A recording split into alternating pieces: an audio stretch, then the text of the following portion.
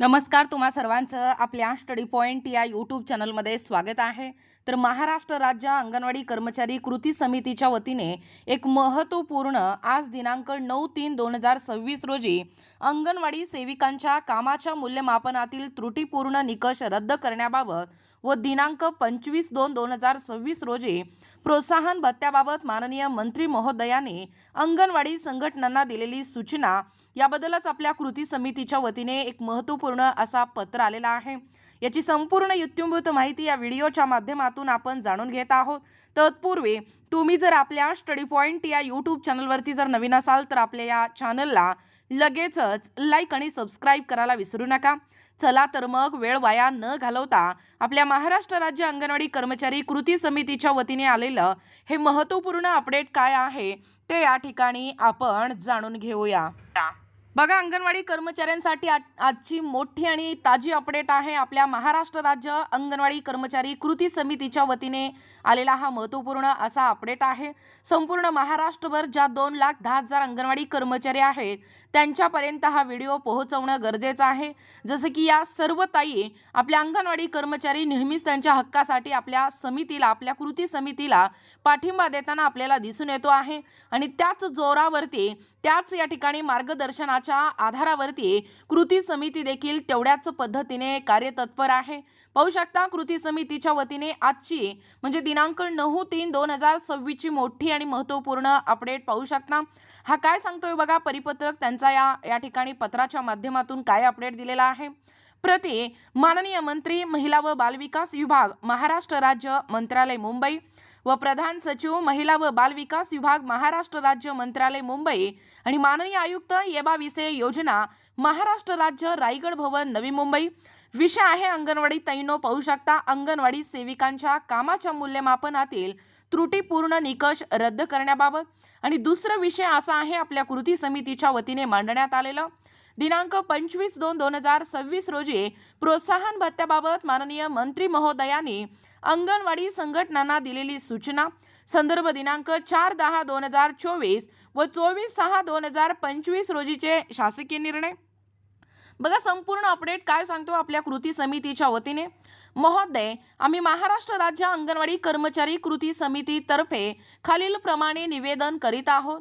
पहिलं निवेदन आहे, संदर्भीय शासन निर्णयानुसार एबा विषय योजनेतील प्रभावपूर्ण अंमलबजावणी होऊन बालकांचे कुपोषणाचे प्रमाण हे कमी करणे, पूर्वशालेय शिक्षणाचा दर्जा सुधारणे इत्यादी बाबीचे गुणात्मक मूल्यमापन करून पात्र ठरणाऱ्या अंगणवाडी सेविका यांना प्रतिमाहा म्हणजे दर महिन्याला 1400 ते 2000 रुपये आणि मदतनीसांना दरमहा म्हणजे प्रतिमाहा 700 ते 1000 रुपये प्रोत्साहन भत्ता लागू करण्यात आला आहे।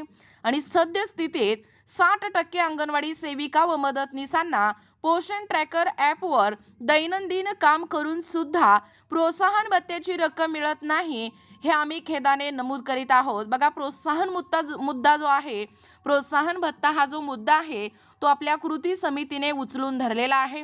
खरं तर आपल्या अंगणवाडी सेविका आणि मदतनीस अगदी योग्य वेळेवरती सर्वप्रथम पोषण ट्रॅकरचे संपूर्ण कामकाज 100% दाखवत असताना एखादं नकळत चुका त्यांच्याकडून राहिलं गेलं असताना त्यांना जो मिळणारा प्रोत्साहन भत्ता आहे तो त्यांच्याकडून प्रति महिना हुकला जातोय, ही शोकांत घटना आहे। आणि याच घटनेच्या माध्यमातून खेदानं व्यक्त करण्यात आलेली आपली कृती समिती नेहमीच आपल्या पाठीशी आहे, जेणेकरून या ठिकाणी तुम्हाला दैनंदिन काम करून सुद्धा प्रोत्साहन भत्ता मिळत नाहीये, त्यामुळे ही खेदाची बाब आहे, अशी देखील आपली कृती समिती या ठिकाणी महत्त्वाचा मुद्दा उचलून धरलेला आहे।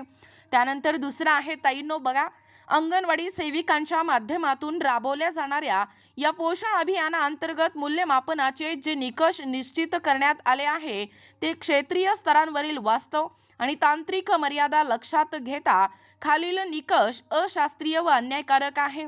त्यानंतर तिसरा मुद्दा महत्त्वाचं काय सांगतोय बघा, निवेदन देताना दिनांक 4/10/2024 च्या शासन निर्णयानुसार या प्रोत्साहन भत्त्याच्या निकषामध्ये आवश्यकतेनुसार वेळोवेळी सुधारणा करण्याबाबत तसेच धोरणात्मक अंमलबजावणीमध्ये सुधारणा करणे आवश्यक असल्यास त्या संदर्भात निर्णय घेण्याबाबत माननीय मंत्री मवावी यांच्या अध्यक्षतेखाली समिती गठीत करण्यात आली आहे।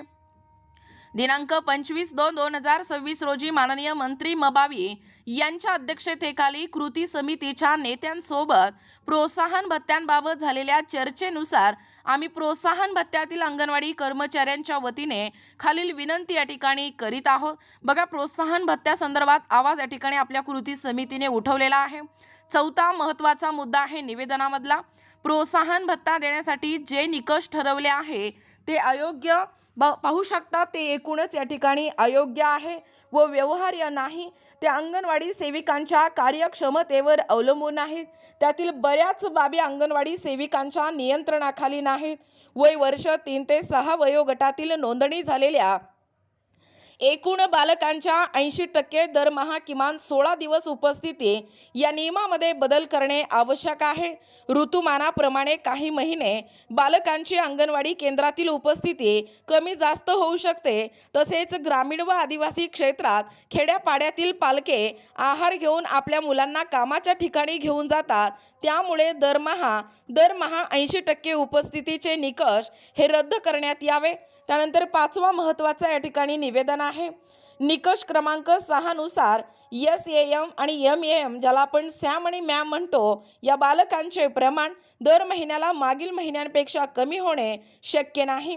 अंगणवाडीचा बघा, सॅम आणि मॅम बालकांचे जे दर महिन्याला मागील महिन्यांपेक्षा कमी आहे त्याचं दर हे शक्य नाही। अंगणवाडीचा आहार हे पूरक आहार असून मुख्य आहार नाही। आहाराचे दर कमी असल्याने व THR निकृष्ट दर्जाचे असल्या कारणाने त्या आहाराने कुपोषण दूर करणे हे शक्य नाही। त्यामुळे सॅम मॅमची संख्या कमी दाखवण्याचा प्रयत्न होईल व खरी आकडेवारी समोर येणार नाही। तसेच अतिकुपोषित बालकांची नोंद करण्याचे टाळले जाऊ शकते, म्हणून निकष क्रमांक 6 हे रद्द करण्यात यावे किंवा त्यांचे गुण कपात करण्यात येऊ नये। त्यानंतर 6वं महत्त्वाचं निवेदन आहे, SUW आणि MUW याची प्रत्येक बीडची सरासरी वेगळी असते।